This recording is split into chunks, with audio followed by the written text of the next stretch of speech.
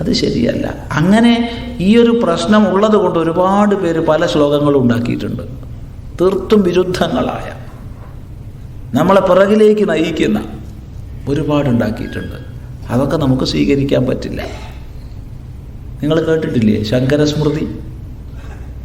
ശങ്കരസ്മൃതി ഏറ്റവും പ്രചരിച്ചിരുന്നത് കേരളത്തിലായിരുന്നു. നമ്മുടെ സമൂഹത്തെ ഏറ്റവും അന്ധകാരാവൃതമാക്കിയത് ഈ സ്മൃതിയാണ്. അതിലാണ് താണജാതിക്കാരനെ തൊടാൻ പാടില്ല, അവൻ്റെ നിഴല് തൊട്ടാൽ പോലും അശുദ്ധാവും, അവൻ തൊട്ട വെള്ളം തൊടാൻ പാടില്ല എന്നൊക്കെ ഉള്ളത് മുഴുവൻ എഴുതി പിടിപ്പിച്ചിട്ടുള്ളത് ശങ്കരസ്മൃതിയിലാണ്. നമ്മൾ ഏറ്റവും വലിയ അധപ്പതനത്തിന് കാരണമായത് ശങ്കരസ്മൃതിയാണ്. ആരാ എഴുതിയെന്നറിയോ? ശങ്കരാചാര്യർ. ഓ, എന്ത് പ്രായശ്ചിത്തം ചെയ്താൽ ആ പറയുന്ന നാവ് ശുദ്ധമാകും?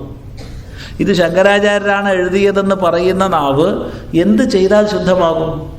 മറുപടി, ഒന്ന് ചെയ്താലും ശുദ്ധാവില്ല. എന്നാൽ ചിലരൊക്കെ ശങ്കരകൃതികളിലാണ് ഈ ശങ്കരസ്മൃതിയെ കൂട്ടി പറയുന്നത്. അത് വളരെ അപകടം തന്നെ എന്നേ പറയാവൂ.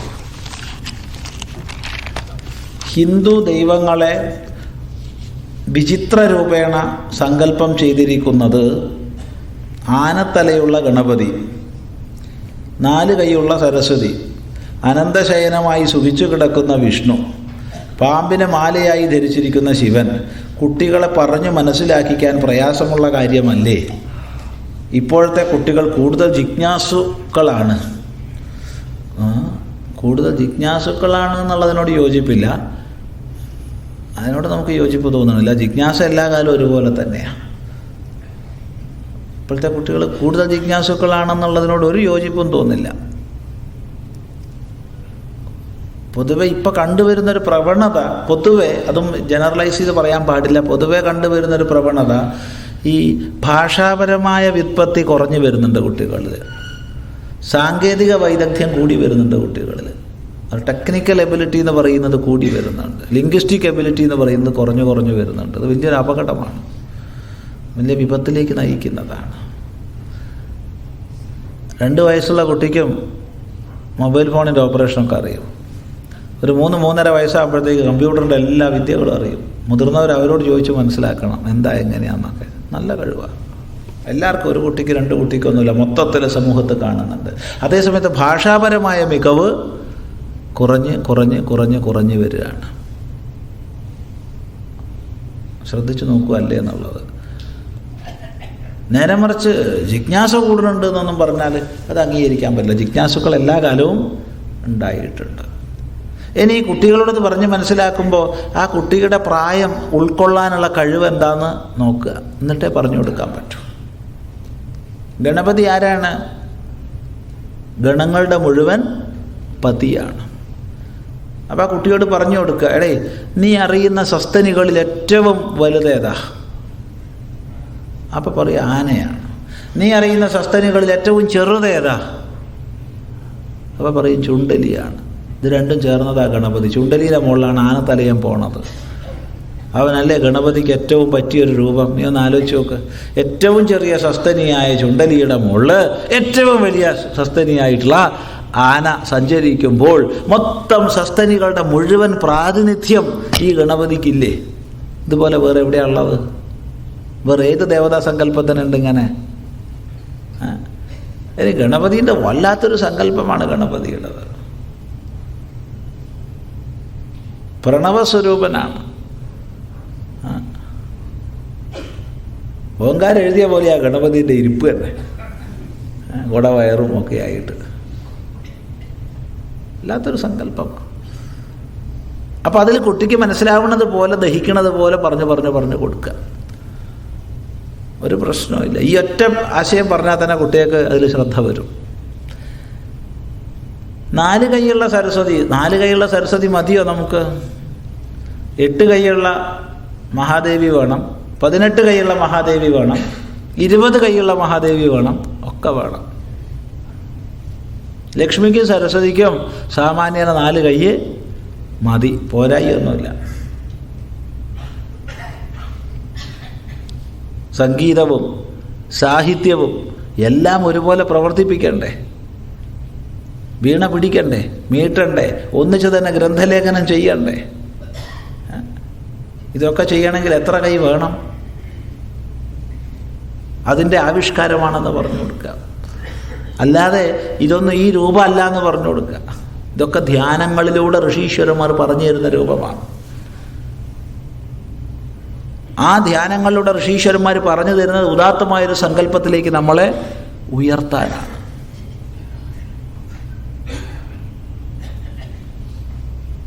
ചിന്തിക്കുക. അതുപോലെ 8 കയ്യും 18 കയ്യും 20 കയ്യുമൊക്കെ ഉള്ള ദേവിയുടെ ഓരോരു കയ്യും നോക്കുമോനെ എന്ന് പറയുക. ഓരോന്നിലും വെട്ടിത്തിളങ്ങുന്ന ആയുധങ്ങളാണ്. ഒരു കയ്യും വെറുതെ ഇല്ല. ഒന്നും തുരുമ്പ് പിടിച്ച ആയുധങ്ങളില്ല. എല്ലാം വെട്ടിത്തിളങ്ങുന്ന ആയുധങ്ങളാണ്. ആസുരിക ശക്തികളെ ഒന്നൊന്നായി നിഷ്കാസനം ചെയ്യാൻ ഇത് അനിവാര്യമാണെന്ന് പഠിപ്പിച്ചു കൊടുക്കുക. ഈ കരുത്ത് അതിൻ്റെ പൂജകന്മാരാണ് നമ്മളെന്ന് പറഞ്ഞു കൊടുക്കുക. ദേവി ഒരേ സമയത്ത് 20 കൈകൊണ്ടും അസുരനെ ഹിംസിക്കും. ഇതൊന്നും പോരാൻ തോന്നിയാൽ ദേവിയുടെ വാഹനം മോശമൊന്നുമല്ല. കടുവ, സിംഹം, അവനും ചാടുകയും കടിക്കുകയൊക്കെ ചെയ്യും. അങ്ങനെ എല്ലാ പ്രകാരത്തിലും ആസുരിക ശക്തിയെ ഇല്ലായ്മ ചെയ്യാൻ ഇങ്ങനത്തെ ദേവി തന്നെ വേണമെന്ന് പറയുക. സരസ്വതി സമ്പാദിക്കുകയും ദാനം ചെയ്യുകയും ഒരുപോലെ ചെയ്തുകൊണ്ടിരിക്കുകയാണ്. സ്വയം ഒട്ടലില്ലാതെ. സ്വയം ഒന്നിനോട് ഒട്ടലില്ലായ്മയുടെ പ്രതീകമായ താമരയുടെ മുകളിലാണ് നിൽക്കുന്നത്. ഒട്ടലില്ലായ്മയാണ് താമര. ഒട്ടലില്ലാതെ വേണം ധനം സമ്പാദിക്കാനും ധനം ദാനം ചെയ്യാനും. ഒട്ടൽ വന്നു പോയാൽ ദാനം നടക്കില്ല. താമരയുടെ മുകളിലാണ് സരസ്വതി നിൽക്കുന്നത്. 4 കൈകളെ കൊണ്ടും ലോകം മുഴുവൻ ധനത്തെ, ഐശ്വര്യത്തെ ദാനം ചെയ്തുകൊണ്ടിരിക്കുന്ന ആ മൂർത്തിയെ ധ്യാനിക്കാൻ പറയുക. ഇങ്ങനെ ഓരോ ദേവതാ സങ്കല്പത്തിനും അതിൻ്റെ മഹത്വമുണ്ട്. മഹാവിഷ്ണു എപ്പോഴാണ് ഈ അനന്തശായിയായിട്ട് കിടക്കുന്നേ? എപ്പോഴും അനന്തശായിയായി കിടക്കുന്നില്ല. പല സൃഷ്ടിതന്ത്രങ്ങളിലൂടെയും പ്രവർത്തിക്കുന്നുണ്ട്. നിരന്തരം ലോകത്തിൻ്റെ രക്ഷയ്ക്ക് വേണ്ടി പ്രവർത്തിക്കുകയാണ് മഹാവിഷ്ണു. അങ്ങനെ ലോകരക്ഷയ്ക്ക് വേണ്ടി പ്രവർത്തിക്കുന്ന സമയത്ത് വ്യത്യസ്ത വകഭേദങ്ങളെ അല്ലെങ്കിൽ വ്യത്യസ്ത മൂർത്തിഭേദങ്ങളെ സ്വീകരിക്കുന്നുണ്ട്. അപ്പോൾ ഗരുഡൻ്റെ പുറത്ത് പറക്കുന്ന രൂപമുണ്ട്. അപ്പം തന്നെ മത്സ്യമായും കൂർമ്മമായും വരാഹമായും നൃസിംഹമായും വാമനനായും ഒക്കെ പ്രചരിക്കുന്നുണ്ട്. പക്ഷേ ഈ അനന്തശായിയായി കിടക്കുന്നത് എപ്പോഴാണ്?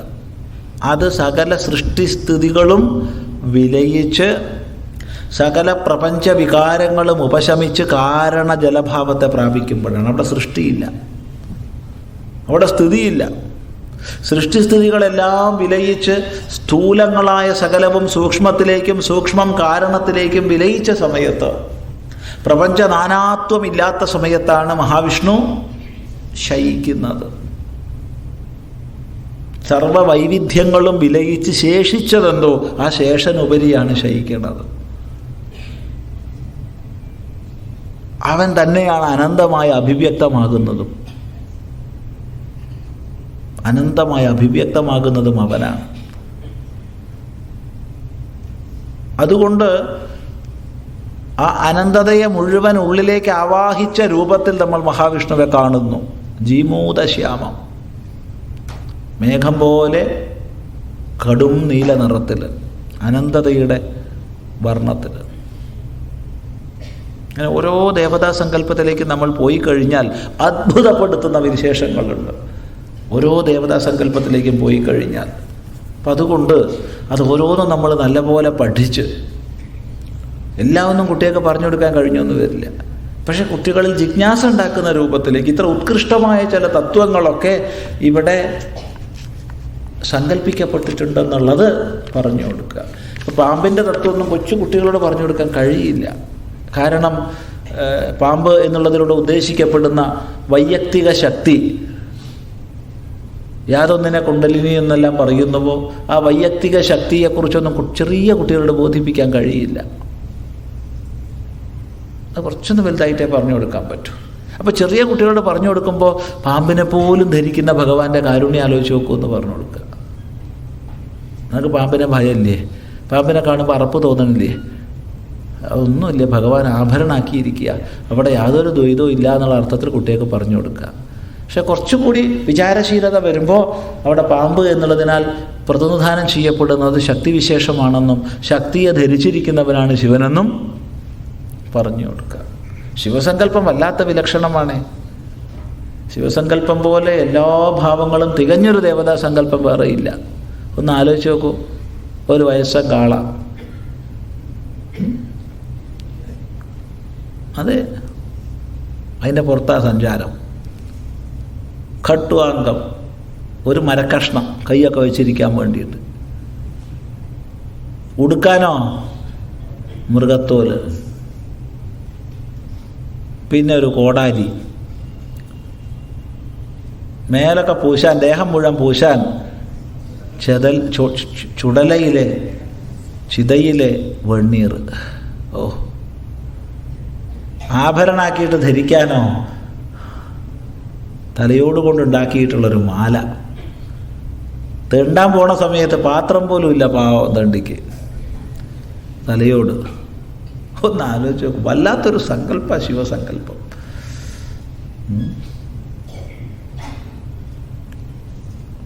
സർവേശ്വരനാണ്, സർവേശ്വരൻ, പക്ഷെ കിടക്കുന്നത് വെണ്ണീറിൽ. ലോകൈക സുന്ദരി ആരാന്ന് ചോദിച്ചാൽ പാർവതിയാണ്, ഉമയുടെ പതിയാണ്, എന്നാൽ ഊർധ്വരേതസ്സാണ്. ഏറ്റവും വലിയ ധനികൻ കുബേരൻ, കുബേരൻ ഭൃത്യനാണ്.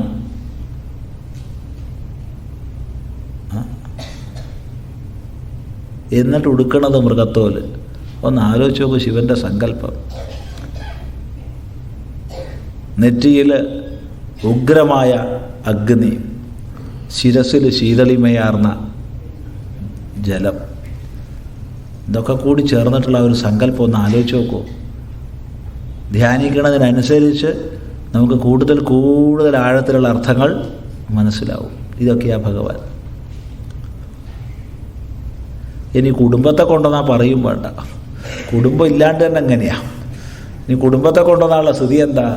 നമ്മൾ ചെറിയ നിസ്സാര വിഷയത്തിന് തെറ്റിപ്പിരിഞ്ഞ് ഡൈവോഴ്സ് എടുക്കുന്ന ആൾക്കാരാപ്പം നമ്മൾ.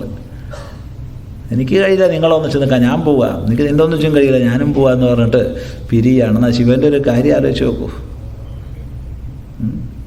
തൻ്റെ വാഹനം വയസ്സൻ കാളയാന്ന് പറഞ്ഞു, ഭാര്യയുടെ വാഹനമോ കടുവയാണ്. വലിയ ലോഹ്യസ്ഥന്മാരാണല്ലോ രണ്ടും.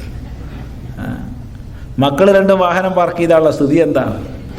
ഒരുത്തൻ്റെത് മയിൽ, അത് തൻ്റെ ആഭരണത്തിൻ്റെ വിരോധം. മറ്റവൻ്റെത് എലി, അത് തൻ്റെ ആഭരണത്തിൻ്റെ ഇര. നാലോചിച്ച് നോക്കൂ. എന്നിട്ട് സന്തോഷമായിട്ട് ശിവൻ ജീവിച്ചില്ലേ? സന്തോഷമായിട്ട്. അതല്ലേ നമ്മുടെ കുടുംബജീവിത സങ്കല്പം. എന്ത് പ്രശ്നങ്ങളും പ്രയാസങ്ങളും ഉണ്ടാവുകയാണെങ്കിലും ഭാര്യയും ഭർത്താവും കുട്ടികളും സന്തോഷമായിട്ട് ജീവിക്കുക എന്നുള്ളതാണ് ശിവകുടുംബം നമ്മളെ പഠിപ്പിക്കുന്നത്. ഇടയ്ക്ക് തെറ്റിലും പോക്കൊക്കെ ഉണ്ടാവും, അതൊന്നും സാരമില്ല, അതൊക്കെ ഉണ്ടാവും. അതൊക്കെ ഉപായം കൊണ്ട് അപ്പം ശരിയാക്കിക്കൊള്ളണം. അങ്ങനെ ഒന്നിച്ച് സന്തോഷമായി പോകണം. വിവാഹമോചനം എന്നുള്ളത് നമ്മുടെ സങ്കല്പം അല്ല, നമ്മൾ ശിവകുടുംബമാണ് നമ്മുടെ സങ്കല്പം. അത് ഓർമ്മിക്കുക. ശരി, സാന്ദർഭികമായി പറഞ്ഞു.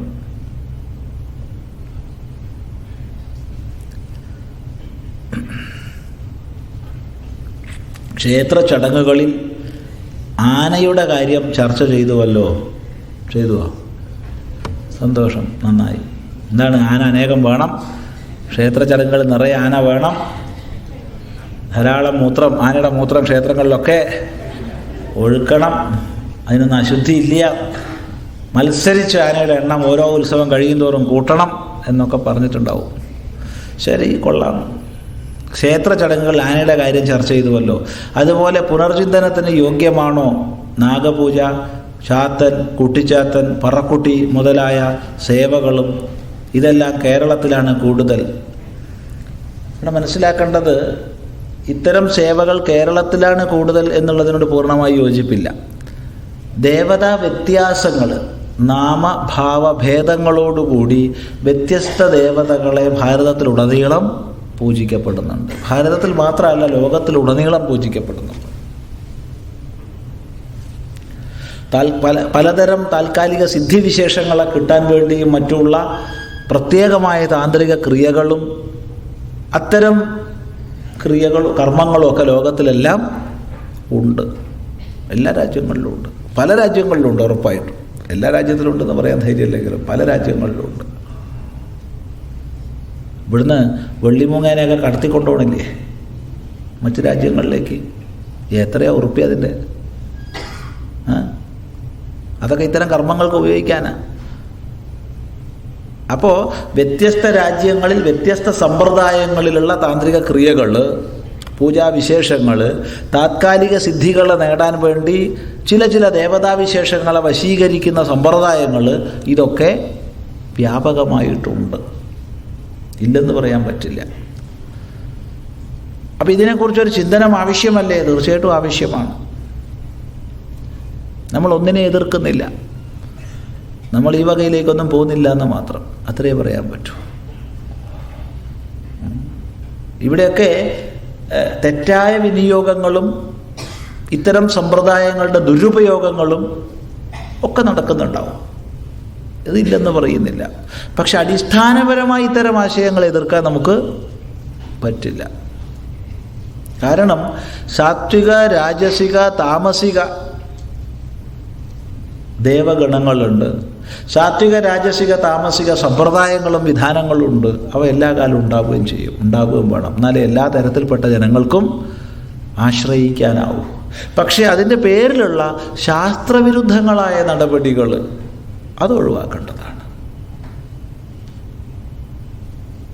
ഇന്ന് ചില സ്ഥലത്തൊക്കെ ദൈവത്തിൻ്റെ ശക്തി പറയപ്പെടുന്നത് കുടിക്കുന്ന മദ്യത്തിൻ്റെ അളവിനനുസരിച്ചാണ്. അങ്ങനെയുണ്ട്. കുടിക്കുന്ന മദ്യത്തിൻ്റെ അളവിനനുസരിച്ചാണ് ദൈവത്തിൻ്റെ ശക്തി പറയപ്പെടുന്നത്. അത്തരം സമ്പ്രദായങ്ങൾ ഇന്ന് കേരളത്തിൽ വ്യാപകമാകുന്നു. ശ്രീനാരായണ ഗുരുദേവനെ പോലുള്ള മഹാപുരുഷന്മാർ വളരെ പരിശ്രമം ചെയ്ത് ഏതേത് ദുരാചാരങ്ങളെ വലിയൊരളവോളം നിർത്തിയിരുന്നോ അത്തരം ദുരാചാരങ്ങൾ ഇന്ന് വളരെയധികം തലപൊക്കുന്നുണ്ട്, ക്ഷേത്രങ്ങൾ കേന്ദ്രീകരിച്ച്. അപ്പം അവയൊന്നും നമുക്ക് അനുമോദിക്കാൻ കഴിയില്ല. അതൊക്കെ അതിൻ്റെ ആചരണ സമ്പ്രദായങ്ങളിലുള്ള വൈപരീത്യങ്ങളാണ്. ആചരണ സമ്പ്രദായങ്ങളിലുള്ള വൈപരീത്യങ്ങൾ ധാരാളം വരുന്നുണ്ട്. ചെറിയ ഉദാഹരണം പറയാം. സമൂഹത്തിലെ ഒരു വന ജീവിതക്രമത്തിൽ, വനവാസികളായി നമ്മൾ കഴിയുന്ന സമയത്തുള്ള ക്രമത്തിൽ ദൈവം ഹിംസ്ര ജന്തുക്കളെയൊക്കെ ഹിംസിച്ച് നമ്മളെ പരിപാലിക്കുന്നു എന്നൊരു സങ്കല്പം ഊട്ടിയുറപ്പിക്കാൻ പ്രതിവർഷം ഉത്സവ സമയത്ത് ദേവത പോയി ചില നായാട്ട് ചെയ്ത് ഹിംസ്ര ജന്തുക്കളെ ഹിംസിക്കുന്ന പരിപാടിയുണ്ട്. അതിലൂടെ പ്രജകൾക്കൊക്കെ ശാന്തിയും സമാധാനവും നൽകും. നല്ലതാണ്. ഇന്ന് ജീവിതക്രമം മാറി, വനജീവിതം മാറി. ഇന്ന് പാവങ്ങളത്തരം ജന്തുക്കളെ ഇല്ലാണ്ടായി. ഇപ്പോൾ കേരളത്തിൽ ഉദാഹരണം പറഞ്ഞാൽ കാസർഗോഡ് ജില്ലയിൽ വളരെ വ്യാപകമാണ്. ഉത്സവത്തോടനുബന്ധിച്ച് 100 കണക്കിന് അണ്ണാറക്കണ്ണന്മാരെ കൊന്നൊടുക്കുക. ദൈവം പോയിട്ട് 100 കണക്കിന് അണ്ണാറക്കണ്ണന്മാരെയാണ് കൊന്നൊടുക്കുന്നത്. ആലോചിക്കാൻ വയ്യ. ഒന്നും ചെയ്യാത്ത ജന്തു, പാവം, എന്തൊരു ഓമനത്വം തോന്നിക്കണ ജന്തു. അങ്ങനെയുണ്ട്.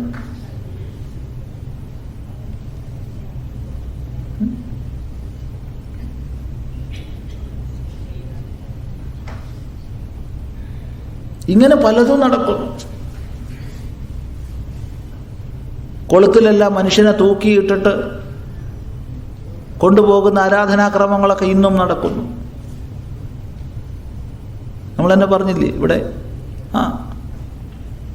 കൊല്ലത്ത് കണ്ടതാണ്.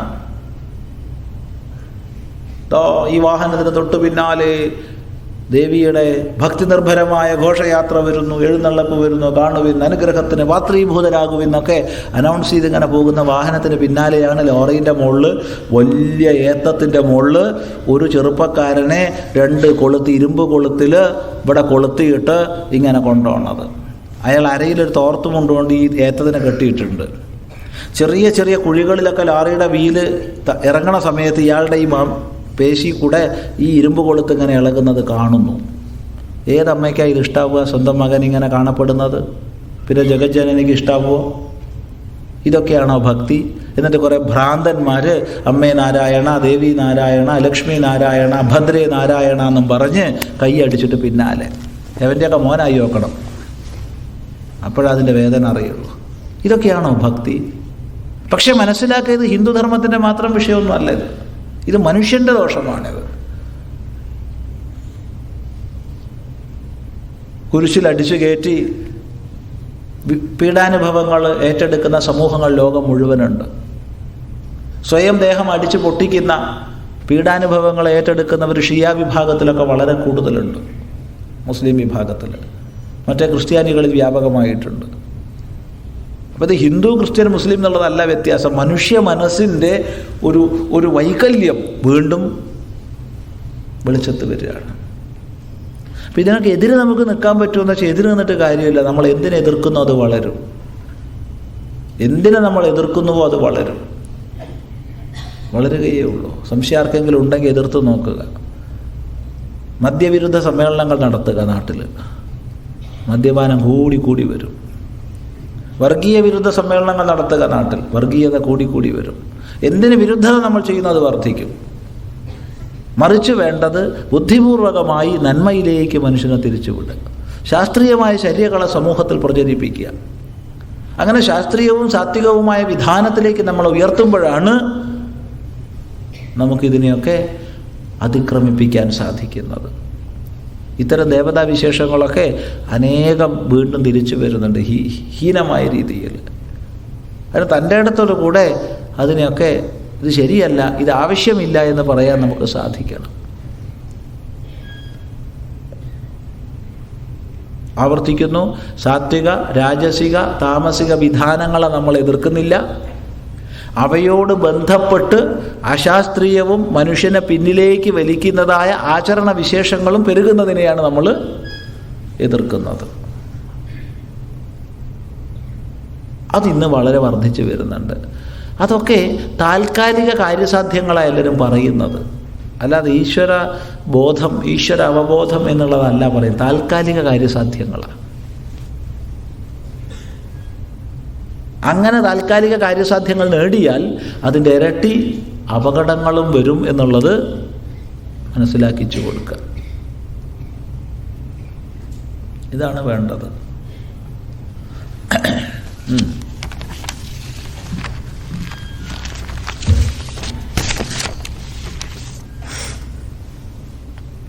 Does fasting lead to moksha? Lord Buddha had at one time undergone fasting for some days and then discontinued, realizing that it was not a right path to nirvana. Why do rishis eat very little food? Does it help them in reaching the goal of God realization? നോക്കൂ, ഉപവാസം മോക്ഷത്തിലേക്ക് നയിക്കുന്നില്ല. ഉപവാസം വ്യക്തി സംസ്കരണത്തിന് അത്യാവശ്യമാണ്. വ്യക്തി സംസ്കരണത്തിലൂടെ ചിത്തശുദ്ധിയും ഏകാഗ്രതയും വളർത്തുന്ന ക്രമത്തിലെ സൂക്ഷ്മ തത്വവിചാരത്തിലേക്ക് മനുഷ്യന് പ്രവേശിക്കാൻ സാധിക്കും.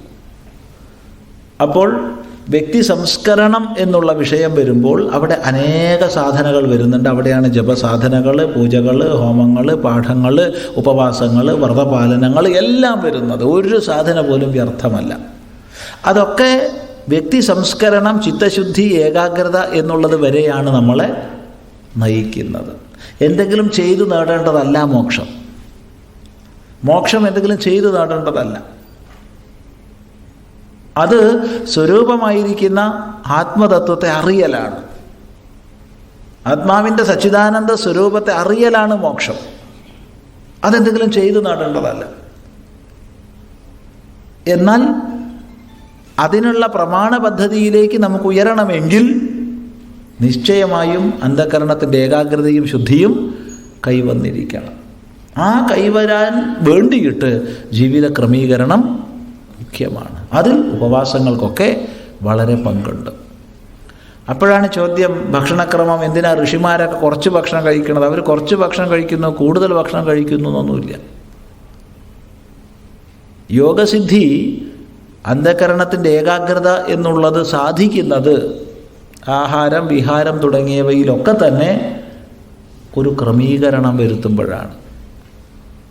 അതുകൊണ്ടാണ് ഭഗവാൻ തൻ്റെ ഗീതോപദേശത്തിൽ ആർക്കാണ് യോഗസിദ്ധി എന്നുള്ളതിനെ പ്രതിപാദിക്കുന്ന സന്ദർഭത്തിൽ നാത്യശ്നതസ്തു യോഗോസ്തി നചൈകാന്ത മനസ്നത നചാതി സ്വപ്നശീലസ്യ ജാഗ്രതോ നൈവചാർജുന എന്ന് വ്യക്തമായി പറയുന്നത്.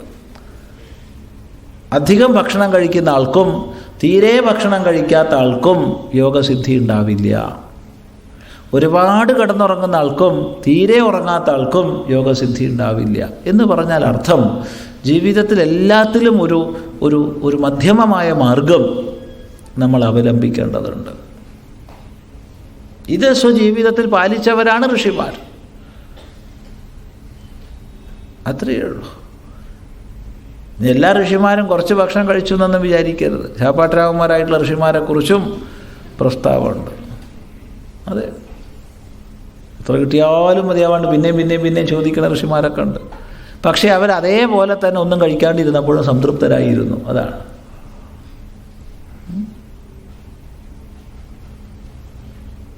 അപ്പോൾ ഇവിടെ നിന്ന് നമുക്ക് ഇങ്ങനെ എന്നൊരു പൊതു നിയമം മുന്നോട്ട് വയ്ക്കാൻ വയ്യ. പക്ഷെ സാധകനെ സംബന്ധിച്ച് പറയാം, അമിതാഹാരം ഒരിക്കലും ശരിയല്ല.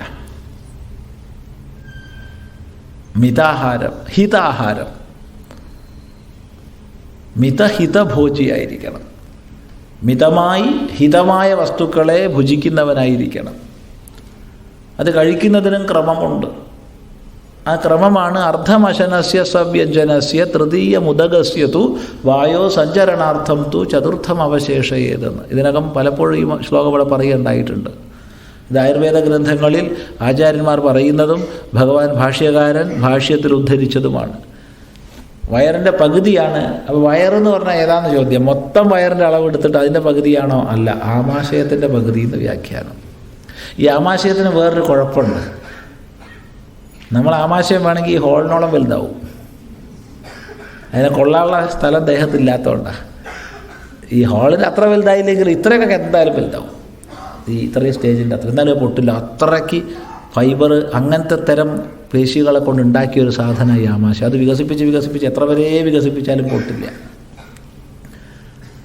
അപ്പോൾ അത്രയൊക്കെ നിറയ്ക്കുകയാണോ എന്ന് ചോദിച്ചാൽ അത് പറ്റില്ല. അപ്പോൾ ആമാശയത്തിൻ്റെ പകുതി ഭാഗം എന്ന് പറഞ്ഞാൽ സാമാന്യമായി അതിൻ്റെ ഒരു പകുതി വരെ നമുക്ക് തന്നെ മനസ്സിലാവും പകുതിയായി. ബാക്കി പകുതി വെള്ളം, ബാക്കി പകുതി വായു സഞ്ചാരത്തിന് വേണ്ടി വയ്ക്കുക. അതാ വേണ്ടത്. അത് തന്നെ ഈ പ്രത്യേകതരം ചില ചിട്ടകളൊക്കെ പലർക്കും ഉണ്ട്. സന്യാസിയുടെ ഒക്കെ പര്യായത്തിൽ അഷ്ടഗ്രാസാഹാരി എന്ന് പറയുന്നുണ്ട്. സന്യാസിയുടെ പല പേരുകളിൽ ഒന്നാണ് അഷ്ടഗ്രാസാഹാരിയാണ്, 8 ഉരുള കഴിക്കുന്നവെന്ന. അപ്പോൾ ഗുരുനാഥൻ പറഞ്ഞിട്ട് 8 ഉരുളയെ കഴിക്കാൻ പാടുള്ളൂ. അപ്പോൾ ശിഷ്യനെന്ത് ചെയ്തു? വലിയ 8 ഉരുള ആദ്യം ഉണ്ടാക്കി വെച്ചു. അതിൽ നിന്ന് കുറച്ചെടുക്കുക. അതല്ല, ഗ്രസിതും യോഗ്യമാണ് ഗ്രാസം. ഗ്രസിതും യോഗ്യം, അനായാസേന വിഴുങ്ങാൻ കഴിയുന്നതാണ് ഗ്രാസം. അങ്ങനെ 8 ഉരുളയാണ് പറഞ്ഞിട്ടുള്ളത്. അതൊക്കെ വിഷമാണ് ഇപ്പം അങ്ങനെയൊക്കെ പറഞ്ഞാൽ. അപ്പോൾ ഭക്ഷണത്തിൽ എന്തായാലും ഒരു ചിട്ട അത്യാവശ്യമാണ്. ശങ്കരാചാര്യസ്വാമികളുടെയും ശിഷ്യരുടെയും കയ്യിലുള്ള ദണ്ഡിൻ്റെ തത്വം എന്താണ്? മറ്റൊരു ഗുരുക്കന്മാരിലും നമ്മൾ കണ്ടിട്ടില്ലല്ലോ. അതുകൊണ്ട് വ്യക്തമാക്കി തരാമോ? ശങ്കരാചാര്യസ്വാമി ദണ്ഡ് പിടിക്കുകയോ?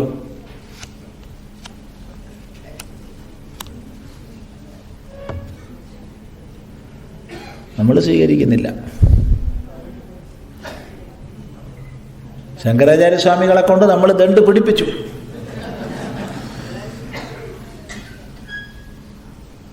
ഭഗവാൻ ഭാഷ്യകാരൻ ദണ്ഡിസ്വാമിയാണെന്ന് ചിദാനന്ദപുരസ്വാമി സ്വീകരിക്കുന്നില്ല. അത്രയും പറയാൻ പറ്റും. അല്ലാണ്ട് നമുക്ക് ആണെന്നോ അല്ലെന്നോ തെളിയിക്കാൻ നമുക്ക് പറ്റില്ല.